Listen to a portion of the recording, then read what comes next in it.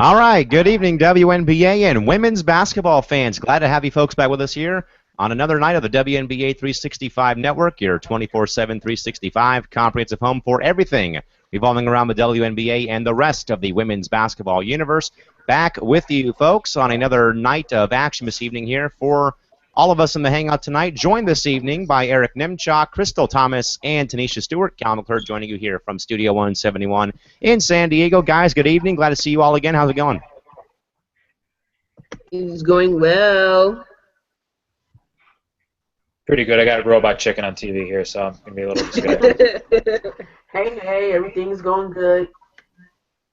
Good to hear, guys. And as we said, folks, we will have more discussion about tomorrow's big event coming up later on in the program. But, of course, hit us up on Twitter at WNBA365, at Calamac3, at ShortyMamba24, at Pup1010, or at Nemchalky with the hashtag of WNBA365. Or if you're going to be watching us in the live chat box, wide open for you folks. We already gave you guys a little bit of a message about leaving your responses, and we'll get to you your commentary as soon as we can while we do have other things going on today. Guys, a very, very sleepy and very quiet day on the WNBA home front. Only one move made today. That was by the LA Sparks, making their first official non-re-signing of the offseason. But today the Sparks signed Montenegrin forward Jelena Dublevic today. Executive VP and GM Penny Toller announced today, per team policy, contact details cannot be released or disclosed.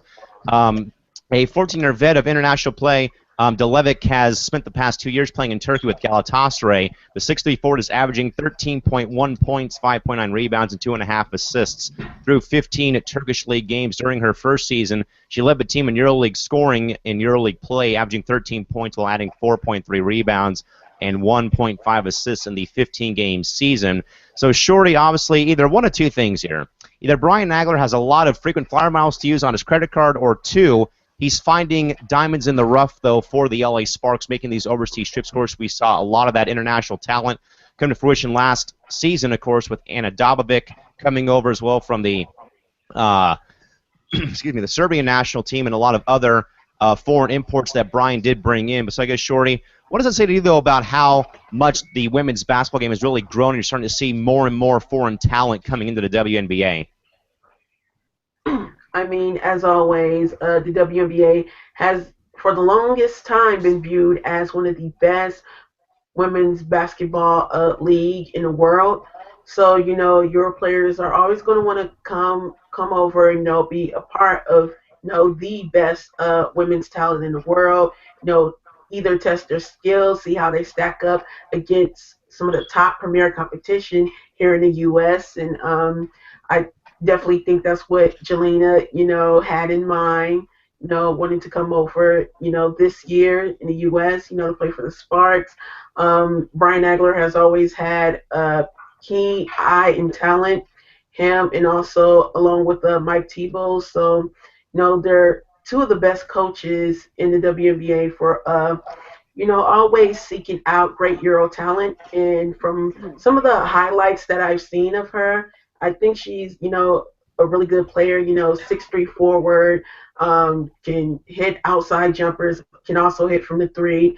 She averaged 2.5 assists with Galatasaray this previous year also. So I think she'll be, a good key addition to the Sparks this year.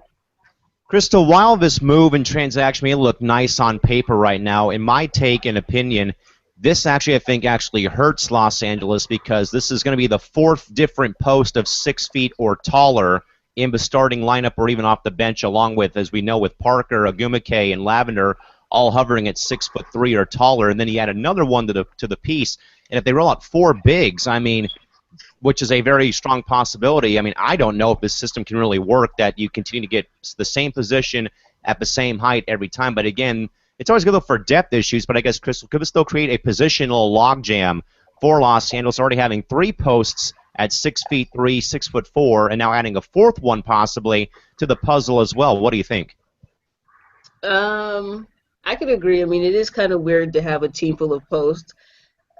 LA is just a team full of posts. That is not what LA needs, but I am not the GM, nor am I the coach, so I can't really do anything about it, but just sit and be like, welcome, hey, hope you play well. That's all I can really say. But I mean, I really don't know too much about her. Like Shorty, I did to look up some things. She has like a straight European game, which is pretty cool. But I don't know. That is gonna be. It's gonna be both literal and figuratively. It's gonna be pretty big in LA. So I don't know. I don't know if we should have signed another big, but what do I know? Eric, Hey, but the quickly, she is listed as guard forward, so that might help us at least for the forward. I mean, the SF position. Yeah, no, we'll definitely see. And Eric, what I was going to get to is, like Shorty brought up, though, with between Brian Agler and Mike Tebow bringing in foreign talent, having really good, being really good overseas scouts is probably one beneficial part of it. Plus, like I said, though, this could create some type of logjam. So, Eric, I want to first go, in regards to Mike Tebow and Brian Agler, I think I'm putting him on a spot, but Eric, in your mind, who do you think is probably the better coach, more so to probably scout foreign talent between Mike and Brian? Who would you think and why? Mike Tebow, without a doubt. I think Brian Agler, some of his experiments work, some of them don't. There was a player Brian brought in last training camp named, I think it was Alina Babkina, or the Latvian point guard, blonde lady. That did not work out at all. That did not work out whatsoever. And I think, just as an aside, I think that's kind of what this signing is going to be too, because as Crystal alluded to, they have a lot of post players, and I think we're forgetting about Mariana Tolo as well. That depending on her status, I don't think if this new player is going to have much margin for error in training camp, basically. But I think what Mike Tebow does, he finds players that kind of similar to like the Moneyball theory, where he knows his team is kind of capped out, so he looks for players that aren't necessarily superstars but can fit in his system. So I think he knows what he's looking for, basically. He's not just looking for players just for anybody. He's not just looking at anybody. He's looking for certain players who fit what his team needs are. So I think that's what makes him a very good, very effective overseas scouting GM.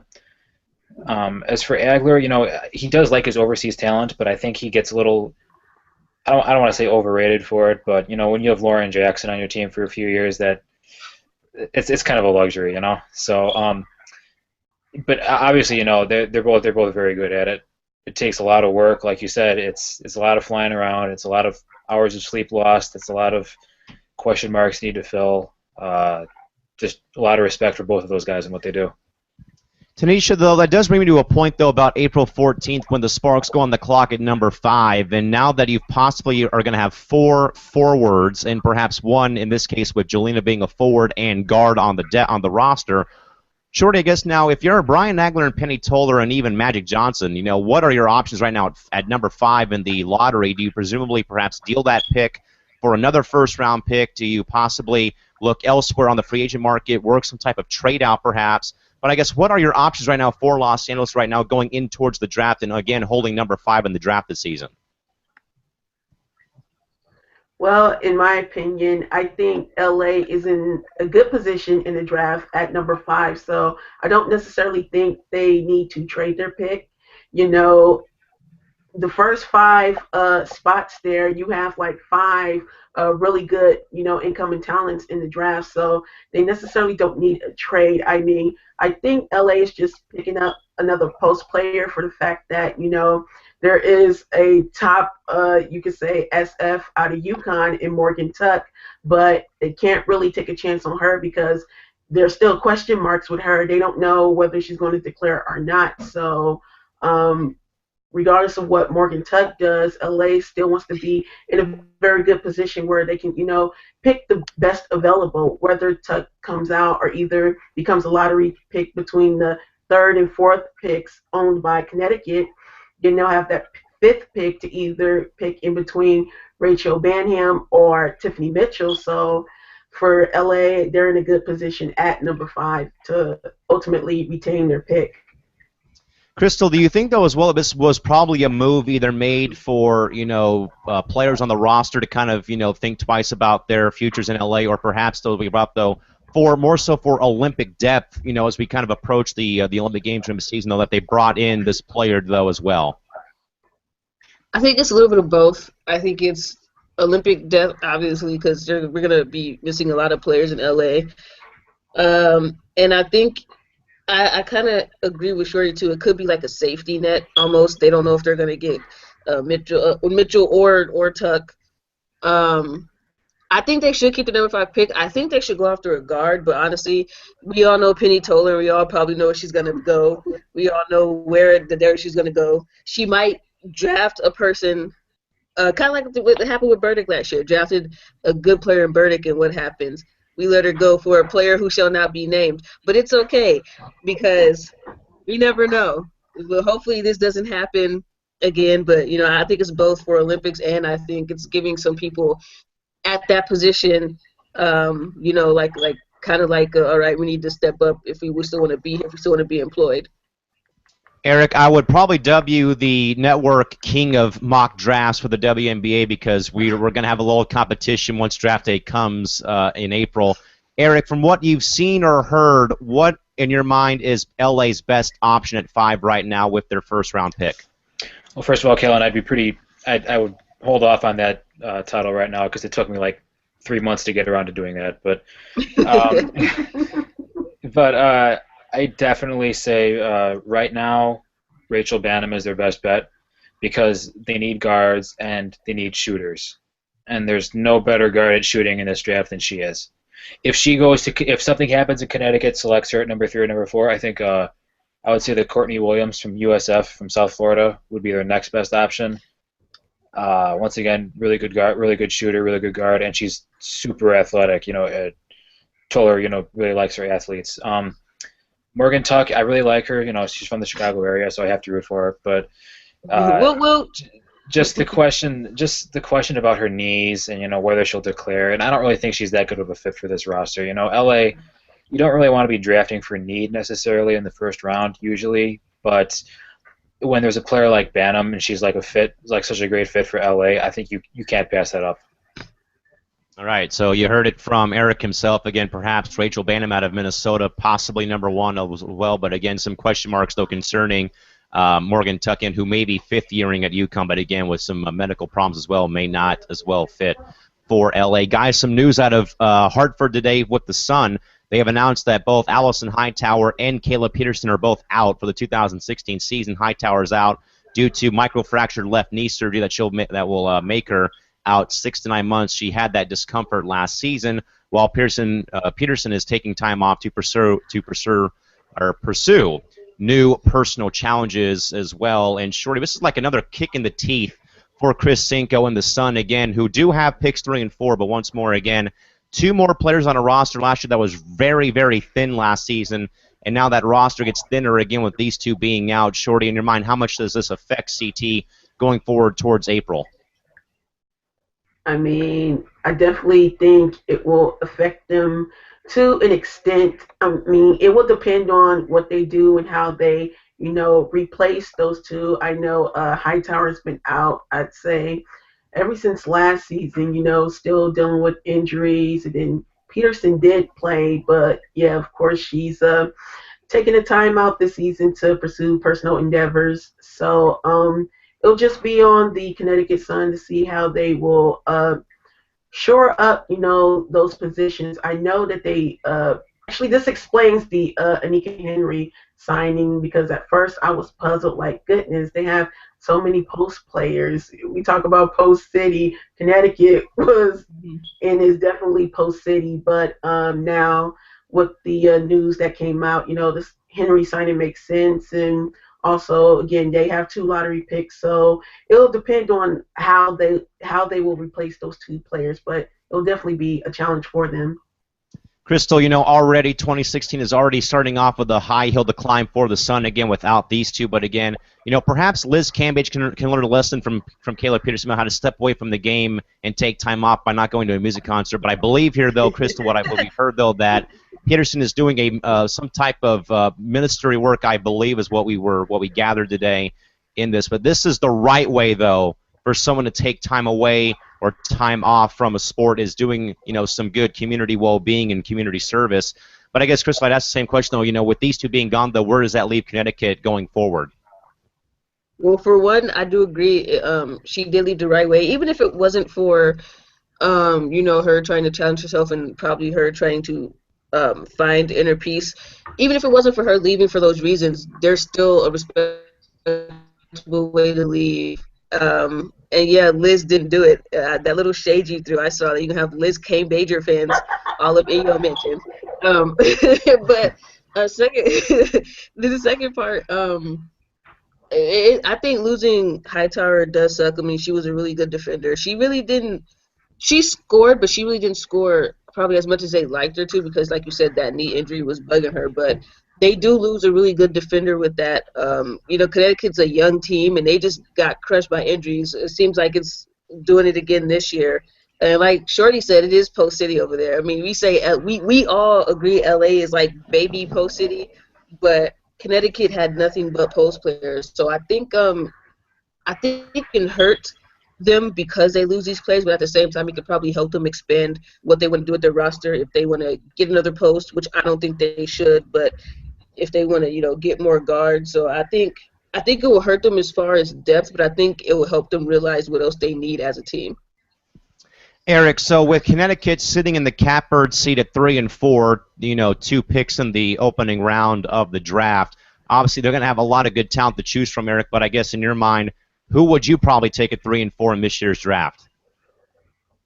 Well, first of all, I'd like to say that losing Allison Hightower, it's not good for them. But you got to remember she wasn't there last year either, so it's not like, I mean, she hasn't played a full season since 2012. It's pretty unfortunate. But as far as the picks are concerned, I think the only thing this really does, I mean, losing players is bad, especially when they're veterans, but the only thing it does for them, I would say, is it kind of forces their hand as far as what they're going to do with those picks. Because when they made this trade, people were saying, oh, well, maybe they'll trade up to San Antonio. Maybe they'll try and trade for number 2 or for another star player or whatever. Now they can't really afford to do that. They have to keep these picks and use them to replace these players. I would definitely pick one of Banham or Courtney Williams or maybe even Tiffany Mitchell with one of them, because yes, obviously they need another wing, they need another guard, someone who can score from outside. And for the other one, I know we're saying they have a lot of Polish players, but I think I'd like to see them take. If I was a Connecticut fan, I'd like to see them take a flyer on Jonquel Jones from George Washington because she's just so talented. She's got so much potential. Her ceiling is amazingly high, and I think with there being another lottery pick, it doesn't really. They don't have to hit a home run with it, basically, considering they're drafting number 3 and number 4. Mm-hmm. So you can kind of give her time to develop. She doesn't need to contribute right away, especially with them being so deep at forward. So I would go a guard and a forward. All right, so there's Eric's thoughts. And again, folks, Kayla Peterson, Allison Hightower, both out for the season for the Connecticut Sun. Again, Hightower out due to microfractured knee surgery. And also Peterson sitting out the season. She's pursuing personal endeavors off the court, doing some community service work during her during her summer this season in 2016. A quick program alert for you LA Sparks fans. If you are in the LA area, Magic Johnson will be on the KTLA Channel 5 News at 10:30 this evening on the Sports Leaders, the Real Players. That will again be on once more again at 10:30 local time here on KTLA Channel 5. Eric, we want to go to you real quick on this. This was about something that we brought up last night involving for 2 separate things here involving the University of Tennessee. First and foremost, they are for the first time in 31 years out of the top 25 poll, something that we have not seen, as I said, for 31 years. And Eric, it's been a very discouraging season for anyone that is a Tennessee Lady Vol fan about how much this team has underperformed this season, and we have talked about it firsthand plenty of times about how the team chemistry has gone out the door. Players are sort of resenting towards Holly Warlick. Players' families are now taking shots at Harley Warlick, which is even worse. Eric, I would guess for you to kind of wrap up on this, man, what do you make about Tennessee again not being in the top 25 for the first time again in 31 years? What do you got? It was bound to happen. In fact, in my opinion, it should have happened earlier. I mean, you can give me strength of schedule and all that. Yeah, that's respectable, but you got to look at that. And they just lost to LSU. That's a team full of walk-ons. They've been underachieving all year long. It's just been really frustrating for Lady Vol fans, which I am not. I don't really have an allegiance as far as collegiate teams goes, but when you look at Tennessee, it's just a team that they, since the Pat Summit era was over, they cannot develop players to save their lives. They get all this big talent every year. This season they got Taya Cooper. Diamond Shields comes in, she starts playing, and yeah, she's putting up her numbers, but you look at the overall chemistry of the team, it's just not there. They don't really have a go-to point guard. Their post players haven't improved much. They're all like the same as they were when they were first recruited, and that's a huge failure for such a prestigious program because how else are they going to stay? You look at UConn, they develop and they reload every year, every single season, season after season. They keep getting these WNBA draft picks because the players come in and they're transformed into WNBA ready players. That's not the case with Tennessee. They have all this raw talent, but the intangibles are not there. The chemistry is not there, and it just speaks to how far they've fallen when you've got players like Ariel Massengill, Sierra Burdick, Isabel Harrison. When that senior class left, there was no one really to step up and take their place, and that's a failure on the part of Warlick. That's a failure on the part of the coaching staff. They cannot develop any more players to step up and kind of be that new wave of exceptional talent for Tennessee. Eric, do you believe, though, that with the season for Tennessee that perhaps, again, I don't know if this is really going to be a huge factor, but with anyone graduating this season, that this season perhaps may affect their draft stock in this year's draft in your mind at all, or no? Whose draft stock is that? Anyone that's at Tennessee who's going to be graduating this season. Well, you got Bashara Graves, who, well, see, here's the thing. Bashara Graves, she's kind of a complimentary player. I don't really think she was never really a star player for Tennessee. But again, you have a player who doesn't really. She's kind of the same as when she came in. I think she is going to be a WNBA caliber player simply because of her athleticism and her skill set. Just her ability to move really well at the forward position. I think WNBA scouts are going to be all over that. But yeah, I can't see how it wouldn't hurt her stock because. Because just once again, you see a player who's not living up to her potential, who's underachieving, a team. Because scouts are going to look at this team and are going to say, "What's going on over there?" Like, why aren't they winning? Why they're facing inferior opponents? They keep choking in crunch time. They keep coming up short. They keep getting outcoached. They keep turning the ball over, missing free throws, missing offensive rebounds, what have you. And in crunch time, they're just coming up with new ways to blow games, and it's just not good. And then you have to, and here's another level to it. That means the scouts are going to say, okay, well, these players clearly aren't ready to play.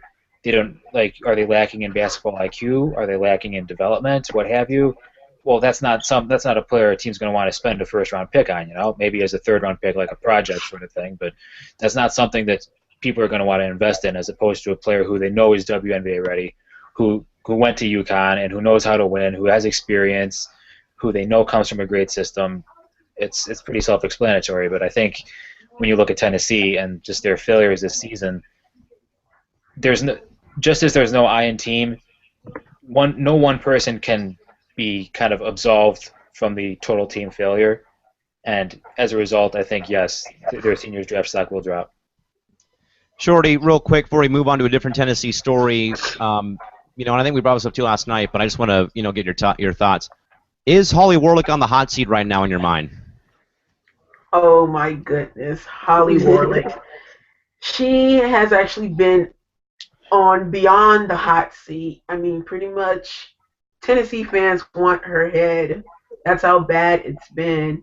Like I said, I follow a good number of UT fans on my Twitter timeline, and they are livid. They see the same things that Eric just brought up. They don't see really much development between the players. The players are, in somewhat pretty much the same as they were when they came in, sadly, and that is true of not only Bashar Graves, but also Mercedes Russell. When she came in, I mean, goodness, she was somewhat supposed to be presented as somewhat the next Candace Parker for UT, but we haven't really seen that because she really doesn't have much of a, outside jumper outside the post. And I really think, she could and can develop, a perimeter game, but she hasn't really because, the development, just hasn't been there. So and the fans have been seeing that, so she's just more in the hot seat. They want her head like on a guillotine, chopped off because they're just upset at her performance. They feel like Holly Warlick day by day has ruined the Pat Summit legacy at Tennessee. Crystal, is Holly Warlick's job in jeopardy in your mind? It is. I mean, there's no. She can't save herself. They could go on, uh, like a 13 game winning streak, and they'll still be like, well, where was this in the beginning of the season? How come you guys couldn't do this in the beginning of the season? So, I think Holly Warlick's name is gonna start being like Voldemort. She's gonna be like the one and be like, oh yeah, what about Coach? They're gonna be like, don't say it. Her name is cursed. But you know what? The sad thing is like, like Erica Shorty said, the only thing that I will kind of discredit her for, as in like it is her fault, is the development. I mean, your players, as a coach, you are supposed to develop your players. At the same time, your players are supposed to want to get in the gym and develop themselves. But if you don't give them that pathway to do so, then I guess they won't see it as a big deal. And there is a lot of things that haven't changed from a lot of the players. Like Eric said, the post players are still the same, and especially in the conference they're in, post play is really important. I mean, it's important anywhere, but especially down there, The it's SEC. Yeah. yeah, the SEC. That's like one of the main points that they live off of. So I think Holly Warlick is good. I don't know if it's going to be next season or the season after, but her job's in jeopardy. Eric, what do you think? In spite of everything that we've already talked about, thoughts about Holly Warlick's immediate future at Rocky Top? What do you think? Yeah, I definitely agree with Crystal and Shorty. And the other thing I want to add is that you now have it spilling over into the media. You now have it spilling over onto social media. Diamond DeShields is not happy. Mm-hmm. Surprise! Her father is not happy. That causes a big distraction with the team. And it's one thing for that to happen in the pros. When you're a college team, there's no room for that. It's just that gets old really quickly. The University of Tennessee, who has a pretty big investigation ongoing, if you guys haven't heard about sexual assault cases as well, but they're not going to be looking for any of that. Their patience is going to be very thin, and when they have parents getting involved, and here's the thing, like Diamond DeShield's father should not have gotten involved in it. It was a pretty cheap shot on Twitter, but I hate to say it, but even in college, that stuff matters. That stuff matters because then you have the fans coming in and say, well, he's right, Holly, blah blah blah, as if it makes any difference what someone's father says, of course. But in any case, when the players start becoming a distraction, when she starts losing the locker room, again, it's in college. It's not in the WNBA. It's not on the Olympic team. It's in college.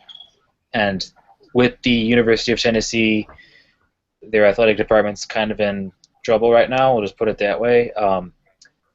They're not going to be looking for any nonsense, any further nonsense, any shenanigans. So I think they're going to take a really long, hard look at this and try and see where this is going wrong. Because remember, this was once a program that there was no better women's athletic program in sports, and now it's just a nuisance. It's just a distraction, and it's fallen really fast. Yeah, and Eric, getting to that next story, as we said, guys, a pretty monumental story that broke today on ESPN. But according to Chris Lowe, a senior staff writer from ESPN.com, the 16 varsity coaches of all 16 volunteer athletic programs had a rare news conference on Tuesday. That, as Eric brought up, again, there's a ongoing federal lawsuit brought on by 6 unidentified women, which states that the suit states that Tennessee's policies made students more vulnerable to sexual assault, and says that the school had a, quote, clear, unreasonable response, end quote, after incidents that had occurred on the campus, and also talks of possible violations of Title IX. Shorty, starting with you. I mean, obviously, I think, though, this kind of stems, though, from Peyton Manning winning the Super Bowl a few weeks ago against Carolina, plus also about him possibly being involved in one of these suits back in 1996. And as Shorty, like we kind of said, for one, Tennessee women's basketball is getting kicked in the groin and in the gut and in the teeth with a very dismal season. But now, Shorty, this comes out. We're all head coaches of every single athletic program on campus has to come out and defend themselves here. With this case going on, Shorty, it's kind of like, what else is next for the Rocky Top faithful dealing with a poor women's basketball season and now this today? I mean, it's a lot, like you just said, the basketball program for the women is in total chaos, and then here we go again, some more stuff just to pile on it. But I mean, um, just the news overall. I mean, it's very interesting to say the least. Not sure what's going to ultimately come out of it, but I just hope that whatever sexual assault cases that's going on, I hope is resolved and they get to the bottom to it, and also in the future try to prevent it from going down and stopping it. Just not only with UT but just colleges as a whole. They're they've been in the news so much recently. With this whole rape culture thing happening in various campuses. So I just hope that it ultimately gets resolved, and in the future they can prevent these kind of things happening. Crystal, as much as people made a big deal about, the quarterback for the Panthers doing the sneezing type of dance, I don't know what the hell it's called, something called the dab, I guess, but it's a bunch of nonsense if you ask me. But, Crystal, in my opinion, the bigger story, though, was about Peyton Manning and this possibility of this sexual assault case, which I believe is probably one of these 6 lawsuits against the university. And, again, this all broke following the Super Bowl this season, and Peyton Manning being linked to this, is just another thing for UT athletics to kind of, again, get kicked in the growing or get kicked in the face again with. And, again, Crystal, to see all 16 head coaches of every Division I varsity sport on campus come out to defend themselves is like, they're in way more and way worse hot water than how it is right now with the women's basketball team. And also about how this is staining the UT reputation between Bruce Pearl doing a great job as the men's basketball coach in those orange suits he always wore, or Pat Summitt's incredible long-lasting legacy on the women's basketball team. And this coming out today just, further stains UT's recent reputation. So I guess, Crystal, your initial reaction to this story from today. I mean, I'm not really surprised about when it comes to scandals within the NCAA and within schools in general. I'm never really surprised because there is a lot going on behind the scenes that we don't know. I do agree with Shorty. Like, rape in general, if it did happen, right now it's just alleged. It's never okay. Whether it's a man or a woman on the opposite side, it's never okay. So, I don't. I mean, I think as a school, it'll mess up the school's legacy. It will definitely mess up Peyton Manning's legacy if it turns out indeed to be true. As far as the coaches who probably weren't there when I was going down, I don't know if that would really mess their legacy up. But as far as the school, I mean, obviously they're going to lose a couple of scholarships and probably have to vacate some wins and the typical stuff there. But I mean, it's the NCAA. I mean, what isn't?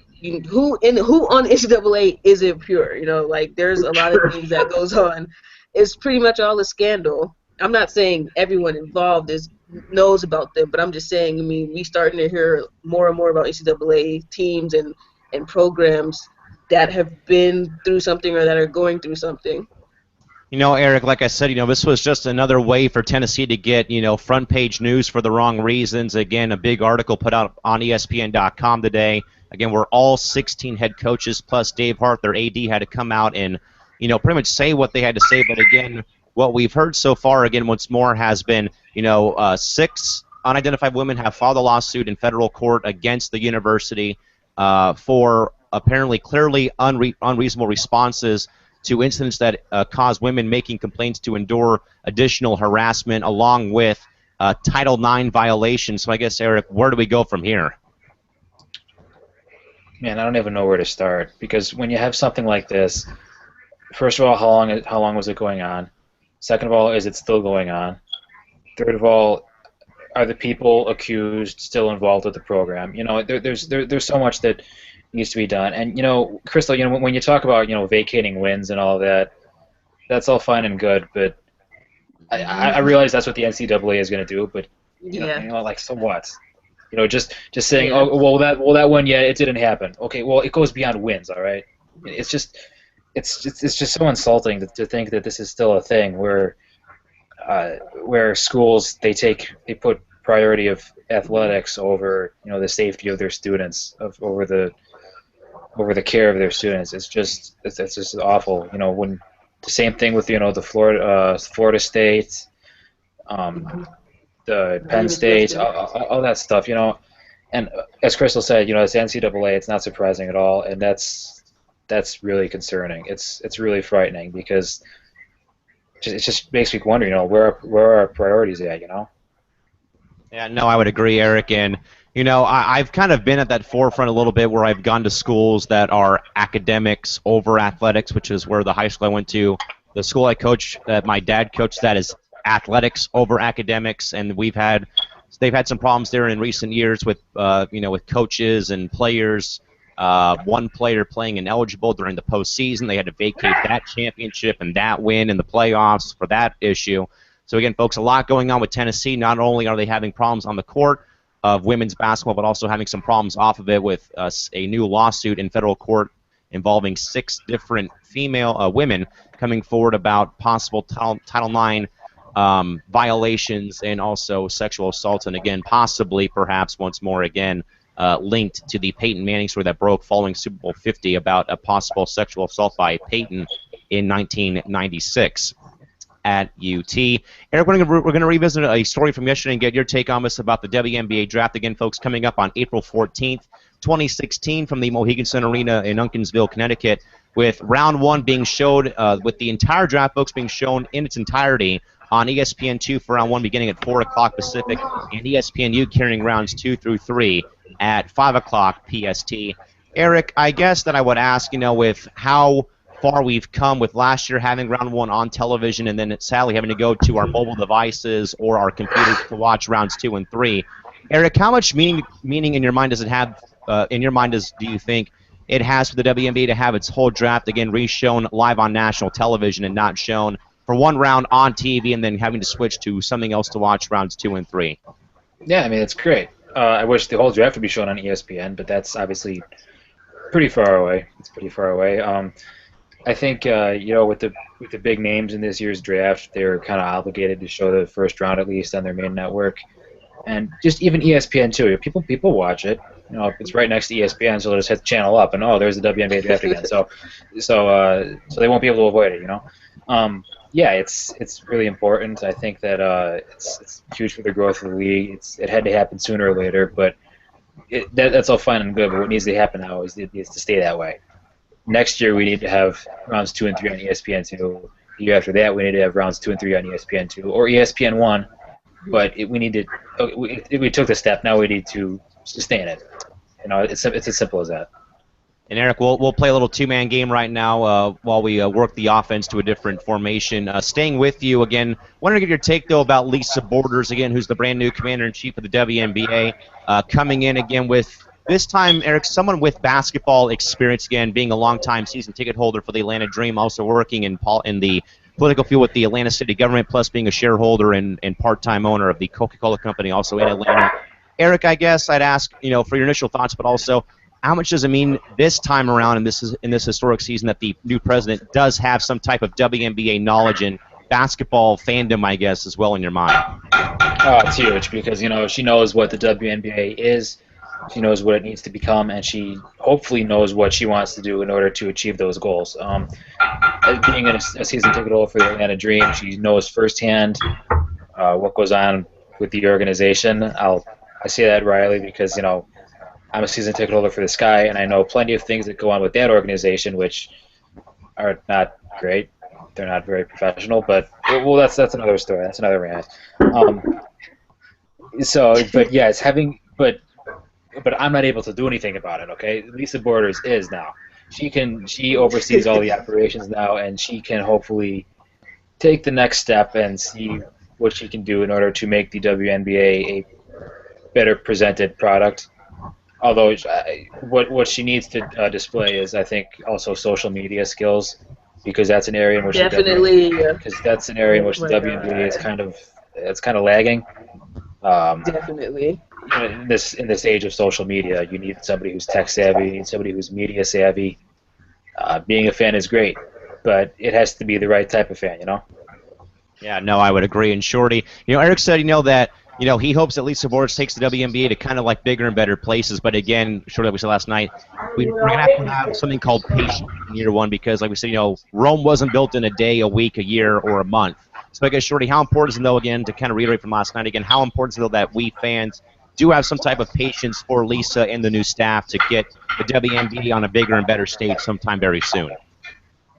I mean, yes, patience will be key for a lot of us WNBA fans coming into Lisa Borders' first year. So, yes, in my mind, I would give her possibly 2 years tops to see, what she can do, what she can implement within the league during her, uh, first 2 years in her tenure. But overall, yes, we will have to have patience because I know people are going to be wondering where are the sponsorships, where are the, television ratings, the viewership, where is the attendance, how come it's not going up and things like that. But, patience, give her time to work, and let's see what she will do from there. Crystal, again, how important will it be for fans of every team and the casual fans at home to have patience with Lisa Borders again? Again, Shorty's giving her a 2-year limit to kind of get this league back up to par and back up to snuff. What about you? I agree. It's gonna take patience. I mean, Rome wasn't built in a day. It's gonna take forever. Shorty, stop laughing. It's gonna take forever to, not forever, but it's gonna take a while for I guess fans to get used to her. A lot of fans don't know who she is. So that one thing right there, like fans are gonna have to build trust towards her. A lot of the players, like I said yesterday, a lot of the players know who she is. They appreciate her already. It seems like. So I think that's what she has going for. A lot of the players already know who she is. And Lisa, if you're listening, we would love to have the skill challenge back in the All-Star game, Yes, along with please. the three-point shootout. We would love to make it a whole weekend instead of just a day. I would love to see that again. With all the great competition we have now, the faster guards, the skill set players that we have, I would love to see all of that. But like Eric, we can't do nothing about that. That's for the higher ups to decide. But I agree. It's gonna. I think patience should be a virtue, and a lot of WNBA fans don't have patience. They have their stockings too high up their butt, so everything's a rush for them. So yeah, patience is gonna be a big thing. And I also agree with Eric. The social media thing that's a big one. I mean, marketing, social media. The WNBA really doesn't market very well. Their social media is just probably one of the worst that I've seen. Not trying to sound shady or nothing, but I mean it is what it is. You So are. I think, but I think patience is a virtue, and I think she will be a pretty good president. Eric, how important will patience be for fans to give Lisa Borders time, and how long do you think that it will take for her to kind of get the league back to snuff? Shorty's saying 2 years. What do you think? Oh, boy, that would require me inside knowledge of how the league runs, and I'm not particularly sure I want to know any of that. But like you look at like I'm looking at the transactions page on the WNBA. It's WNBA.com/transactions.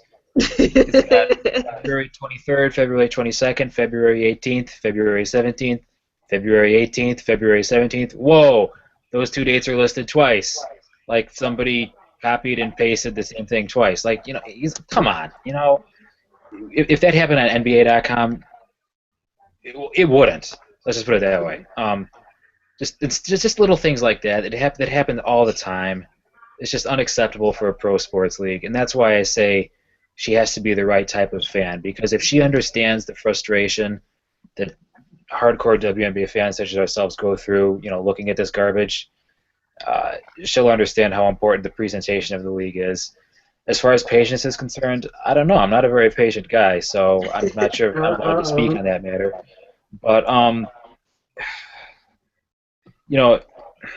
do I want to put this? Laurel Richie, I think, being hailed as some superior businesswoman, that's all fine and good, but Mhm. she wasn't able to do it all in a day. That's obvious. It's realistic, and just as Adam Silver wasn't able to do everything with the NBA in a day. That's just how business works. There's a lot of nonsense that goes on in the business end, which I am not majoring in business, so I would not be able to explain it to you. Hopefully somebody else could do that, but yeah, there's a lot of legal mumbo jumbo, so yeah, we're going to need to give her. I think 2 years is a good benchmark. I agree with Shorty. That's at least 2 years, especially for a league that has grown very slowly. As sad as it is, it's grown very slowly. So this isn't like a multi-trillion-dollar league. So you can't just throw money at it and just hope it gets better overnight. Um, we'll just wait and see. I really hope she has the savvy. I really hope she has the know-how. I really hope she has what it takes. Folks, at least Eric is honest about him not having any patience. Eric, same with you, man. Obviously, folks, as we said, we do have a pretty important date to celebrate tomorrow. Of course, tomorrow is the official 2-year anniversary of the WNBA 365 network since its launch on February 24th of 2014. Eric, I know that you were really the first man to kind of audition for the vacant role of the co-hosting position after we had gotten rid of the old broadcast team and we sat down and reconfigured numbers and what was going to work. But Eric, even before then, though, when you were possibly stumbling across these, these two guys or this gentleman talking about the WNBA, and with you, of course, you and me being amongst the very small percentile of female sports fans. Eric, I guess I'd ask for your overall thoughts, though, and your stance about seeing gentlemen talking about, a women's professional sports league when you were, before you find your way in here. Well, first of all, it's pretty funny how you use the word audition, because I just kind of sent you a DM saying, "Hey, you need some help?" You're like, "Yeah, cool, let's talk about it." And then next thing I know, I'm co-host. It all happened so quickly. That was also the time when I started, around the same time when I started writing for today's Fast Break, and this is kind of a way I want to make it seem. I always want to stay humble and everything, but I wanted to kind of get my name out there as somebody who really loves the league, who really wants to contribute to the league's growth in my own way, in any way possible as a fan. And yeah, like you said, we've gone over this many times, obviously, but it's just really cool being able to be a part of this show.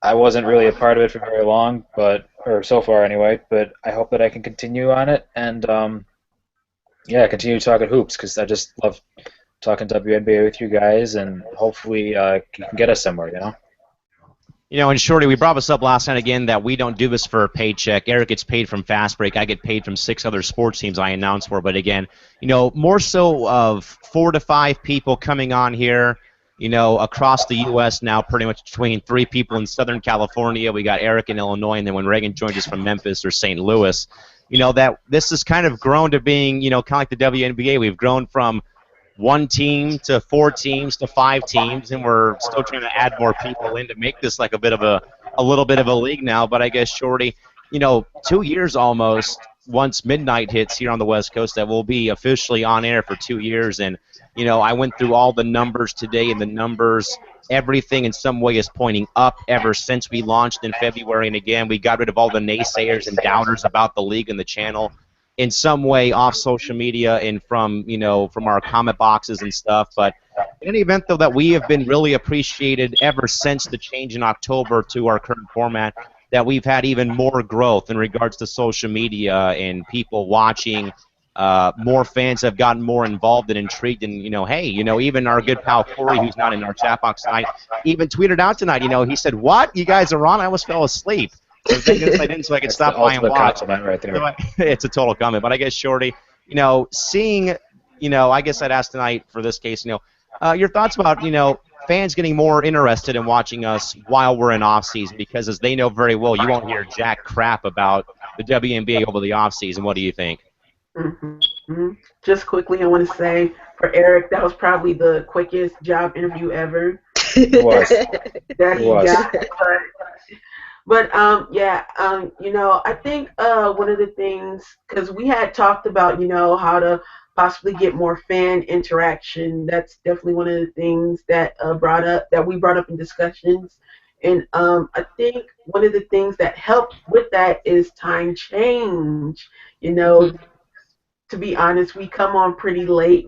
We come on West Coast time. And yes, Corey was talking about almost going to sleep because, it's pretty late around his area, at least when we come on. So 9 Mm-hmm. o'clock, 9 p.m. time change was really crap, I can hear an echo. But yeah, the time change was really great for us because you want, our WNBA fans to, at least on the East Coast, to be, still up to, be able to watch us, watch our show, watch our great programming. Sometimes we be off, but that's another topic. But yeah, to watch our great programming and, be interactive with us, comment, send us your questions. We'll definitely be glad to answer them. But yeah, I definitely think the time change most certainly helped us in a big way. Crystal, tomorrow is going to be the 245th episode on the network of some type of show on the program, and for me to be Jeez. sitting here through 245 shows tomorrow, I don't want a cake or a birthday or a card sent from you for you guys for congratulations on 245. Wait till we hit 300, then we can celebrate. But Crystal, even when I sat here in February 24th of 2014, and I highly doubted we were going to be here for 245 shows. This is number 244, but through but kind of like the league though, we grew and grew and grew ever so slowly. Amongst you guys in the hangout, Corey watching us, and fans watching from across the league, even players watching, our great media friends like Sue Favor coming on and joining us. And the growth, I guess, is just something that I've really been proud of, that we have, that we've been here now for 2 years as soon as midnight hits again. So I guess, Chris, I would just ask the same question though, about, how much that you have, I guess, not only, appreciated being on here, but I guess seeing the growth though, kind of before your eyes, about how we have grown the fan base a little bit across the web and now even on here. Well, for one, if anybody wants to send me a birthday card, I'll gladly take it. Aw. Yours will be, I'll get you. You get Right. yours from me on Thursday. But you know what? Not only did the time change, but the name change helped, because I think everybody thought we were just talking about the Sparks, when in reality we were talking about the whole league. So I think that helped too, and kind of like Eric, I'm just happy to be a part of it. I'm glad to be here and talk to you crazy fools about basketball and other Aw. things. Because, you guys don't know, but outside of this, we really don't get along. So this is all just a facade for everybody, because I hate everyone on this panel and on This this is very panel. difficult. No, I agree. I'm just kidding. Everybody is awesome. Everybody's great. And like Shorty said, I mean, it's cool to be social. We want you guys to be social with us. Y'all can tweet me anything. Well, not anything. Let me take that back. Y'all can tweet me though a lot, but not anything.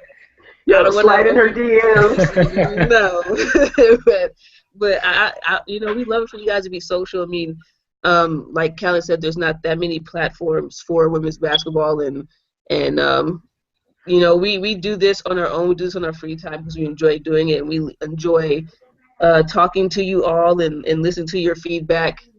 And I'm just so happy to be a part of it. Blame Shorty for me being on here giving you guys crazy scenarios. It's Shorty and Callie's fault, but like I said, I appreciate being here and yeah, I mean, it's an awesome experience. So, Eric, three things for you. First of all, that was by far the fastest job interview and job you've ever received, probably in your entire life. And Yeah. two things from, Yeah. I don't know if he's your best friend or your heckler, but Corey says in the chat box he's here. I usually have nothing to say unless there's something I disagree with, so in case you're wondering. But I guess, Eric, that's the same thing, though. I mean, obviously, you coming on, though, being a big part of the change in the new movement for the network, and again, helping out in every capacity of helping those numbers go up, though, as well. I guess I'd also ask the same thing about how you've kind of appreciated seeing the growth for not just the network, but also for the sport in general. First of all, Corey, if you only comment when you disagree with something, then what are you disagreeing with tonight, bro? I'm just wondering. Wow. The fact that he's here is what he's disagreeing with. Oh, well, I disagree with that too. So that's all good. Okay. Yeah, it's really cool. Once again, the time change is especially huge for me because I am 2 hours ahead of you guys, or is it behind? I don't know. But it's almost midnight here right now, so it's very good because when we started, I was kind of a zombie when we were doing the show, and that's not good because some days I wasn't on because I was just like, I don't want to do it. I'm too tired. I got to get up early tomorrow. Blah blah blah. But no more of that. I'm on for good now. So that definitely helped. Yes, WNBA 365 much better because if you guys maybe talk about the Sparks all the time, that would get very boring, and I don't really want to do that. But when we cover the whole league, I'm happy, so we can do that. So I like it. All good for me. Yeah, it's been pretty cool seeing the growth of the network and everything. I think we've got a lot of fun things coming for everybody. You know, we're gonna be doing a little competition among us. So we're gonna have a little mock draft, see who gets all the picks right. Um, it'll be me, but see who else gets all the picks right if possible. Great. We're gonna have a NCAA bracket challenge between all of us, which I think we should also include the people who watch because it's not like we have billions of viewers, yet, right? But that'll be a lot of fun. We may have a draft day stream going. I don't know. It depends on how busy everyone is, but I think that'd be a lot of fun too. It's just beyond the five of us. We want to have a big community, a big happy family going. Big WNBA family. I think be a lot of fun. So just looking forward to what we have coming up when they actually start playing. Exactly. There's so much more room to go with the season coming in. Two more things from Corey. He said, Eric, he says, I said usually, end quote, and then he says, my brackets always suck, LOL. But Shorty, I also contribute, though, Yeah, a good factor of growth, though, to the new launch, or the relaunch of a website for the network. Of course, we have spent, hours and hours putting in time to fix the site, either adding in new stories. There will be a story sometime later tonight or tomorrow about, from the host chair, from my point of view about the network growth for 2 years now. So I guess, Shorty, how much has the website, though, also helped out this network as well going forward in your mind? I mean, I view the site, as an extension of this network in, the YouTube page. So I think it's doing really great. So far we put up a lot of stories.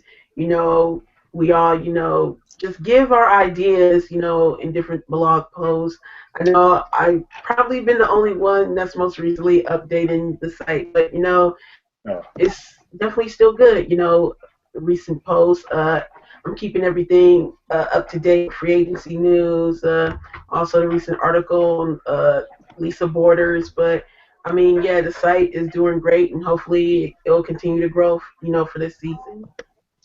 Crystal, we talk a lot about that, but I also kind of contribute a lot, though, to how we kind of broke away when you and me broke away from the regular format of the program and kind of did those WNBA one-on-one shows. We got to share some pretty intriguing, very good, very cool personal stories involving players in the league between Candace Wiggins and Christy Tolliver.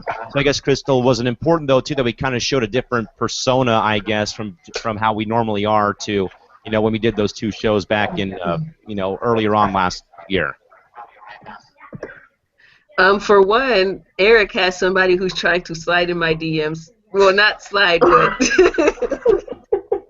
they have somebody who asked a question. Wow. It sounds it's weird. all it will not slide, but I guess they're trying to ask a question, which it's all cool. I appreciate that. A DM or a tweet doesn't matter. And second, were you asking pretty much how we can go from story to story, or were you kind of saying it as like the evolve we have on the show? Yeah, the second thing you said. I think it's good for fans to see how we can evolve.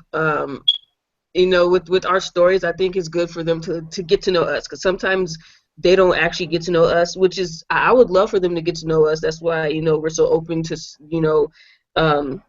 tweets and messages and stuff like that. And I think it actually let them know that not only do we talk about basketball, but we actually love what we talk about, and it's actually coming from a personal place and not just us looking at numbers all day or us just watching a TV screen or vice versa. So I think it's good for them to know that yes, we can be goofy as always, but we can be serious as well. And I think it's great for people to see that we could transition to semi-serious to more serious topics.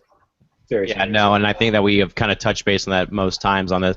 Eric, before we do get out for the night, I guess I just kind of ask, when we've kind of done these things as well. And then again, folks, tomorrow again, 2-year anniversary, special 2-hour program tomorrow night for you folks. We're going to try to get Reagan into this hangout, but she's had some problems recently. But I guess, Eric, along with the time change, though, obviously with us going from 10 o'clock PST to 9 o'clock PST kind of helps out a little bit, perhaps, as well. But I guess, Eric, I would also say, though, that, even for the people that do stay up, that are up around your time in the Central or East Coast, that I actually have had people tell me that they actually will fall asleep but listen to the broadcast that's going on live and in full. So I guess, Eric, along with that time change, I guess, because, yeah, they'll be like me. They'll fall asleep with their phone, but this is my iPod, but they'll put it face down next to their bed and they'll listen to the show live while it's going on. So, yes, Eric, I guess, even with that time change going forward, I guess, I would kind of ask about, also seeing the dedication of the fans, though, that are on the East Coast or in the Midwest that actually will listen to us live while they are falling asleep, I guess. 'Cause that's something that I've not seen or heard in quite some time. No, that's not something I've seen or heard of ever, and I'm not judging, but I listen to more relaxing things when I try and sleep. I don't think this program would do anything for me for my sleep, but that's just my opinion. It's just whatever floats your boat, man. It's cool. I'm honored, actually. I didn't think I'd be part of a sleep program, but that's pretty cool. I like it. It's expanding my horizons. Also, Shorty, if you want me to contribute to the website, you better pay me, because I got somebody who's asking me to write for them, and they're paying me. So, my services are available, but you got to pony up, man. Okay, but no, send that bill to Callan. No, seriously, Kalen, it's really cool because yes, the time change, the time difference, it kind of sucks, especially for people in the Midwest like myself, or people on the East Coast. But the WNBA, it's an American league. It's all over the place. It's not just a West Coast league, as people on the previous show may have assumed. So and it's not like it's also pretty cool because we have the show on replay. We have it on archive. So if somebody misses something, if a co-host isn't there, not naming anybody, but if a co-host isn't there and they want to see what happened the last night, like, for example, Reagan, if she's not there for one night or 2 nights or like 3 weeks, she can catch up, she can see what's happening, and so can anybody. So I think that's cool. The website is obviously something I was pushing for, not to brag or anything, but Shorty wasn't going to put it together. So all credit to Shorty. Shorty did a great job. Webmaster Shorty. All credit to Shorty. The website was big. We're going to be expanding to social media, I think, on Facebook eventually. I don't know what the status of that is. You can ask Callan about that, everybody. But yeah, just spreading our influence, so all over America. Very good. Just so you folks know, we go live with Facebook and Instagram on draft day, April 14th. We launched the official Facebook and Instagram page to get everyone hyped up for the season. It'll be right around the corner, but again, April 14th, Facebook fan page and Instagram account goes live. And there you go. For the WNBA 365 network. And by the way, Eric, going back to Twitter, Rob Burns tweeted. He said, "That's exactly what I did last night, LOL," about him falling asleep and listening to the live broadcast. So someone do it. That's kind of weird. Okay, thank you. But with that, folks, we'll quit while we're ahead. But again, ladies and gentlemen, a program alert again, a 2-hour special for year number 2 of the WNBA 365 network, kicking off at 9 o'clock PST and running rampant until 11 o'clock PST. And we will again try our best to get both Eric and Reagan in this program for at least an hour or so before the West Coasters take over for the last hour of the program. Presumably, we'll see what happens. Until tomorrow night, folks, for Eric in Elmhurst, Illinois, and for the other 3 SoCal folks, for Crystal and Shorty holding down the fort up in the City of Angels of Los Angeles, California, Cal McClurg in San Diego signing off, and we'll see you back here again tomorrow night at 9 o'clock PST for a very special show again, the 2-hour special to recap 2 years of the WNBA 365 network. We'll see you folks back here tomorrow night again for Eric, Crystal, and Shorty. See you back here tomorrow. Callan signing off. Bye-bye.